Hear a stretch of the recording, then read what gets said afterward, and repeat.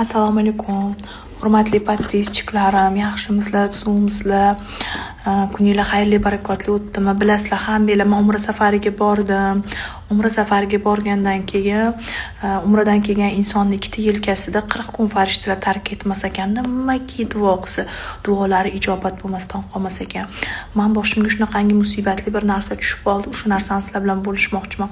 Umraga borganimda men erkak kishi qarasa hayajonlanaman-da. Bitta arab tikilib qarab turdi liftdan tushayotganimda, resepsiyondan chiqib ketayotganimda hayajonlanganimda ko'ylagimda cho'nchak yo'q ekan deb popkamga solaman dedim.